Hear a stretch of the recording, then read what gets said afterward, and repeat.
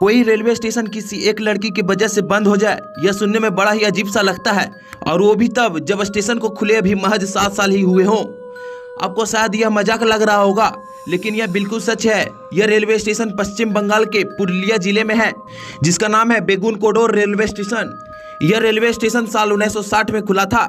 इसे खुलवाने में संथाल की रानी श्रीमती लाचन कुमारी का अहम योगदान रहा है।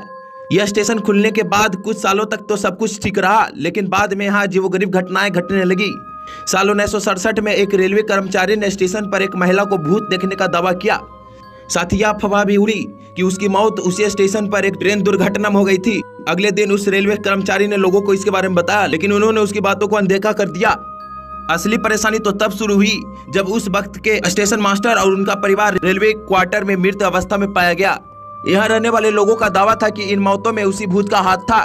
उनका कहना था कि सूरज ढलने के बाद जब भी कोई ट्रेन यहाँ से गुजरती थी तो महिला का भूत उसके साथ साथ दौड़ने लगता था, और कभी कभी तो ट्रेन से भी तेज दौड़कर उसके आगे निकल जाता था। इसके अलावा कई बार उस ट्रेन के आगे पटरियों पर भी नाचते हुए देखे जाने का दावा किया गया था। इन खौफनाक घटनाओं के बाद इसे भूतिया रेलवे स्टेशन माना जाने लगा, और यह रेलवे के रिकॉर्ड में भी दर्ज है। लोगों के अंदर इस महिला का भूत का इतना खौफ बढ़ चुका था कि वो इस स्टेशन पर आने से कतराने लगे। धीरे धीरे यहाँ लोगों का आना जाना बंद हो गया। यहाँ तक कि स्टेशन पर काम करने वाले रेलवे कर्मचारी भी डर के मारे भाग गए। इस स्टेशन पर जब भी किसी रेलवे कर्मचारी की पोस्टिंग होती तो वो तुरंत ही यहाँ आने से मना कर देता। यहाँ तक कि इस स्टेशन पर ट्रेनों का रुकना भी बंद हो गया, क्योंकि डर के मारे ना कोई यात्री यहाँ उतरना चाहता था और ना ही कोई इस स्टेशन पर ट्रेन चढ़ने आता था। इस स्टेशन पर भूत की बात पुरुलिया जिले से लेकर कोलकाता और यहाँ तक कि रेलवे मंत्रालय तक पहुँच चुकी थी।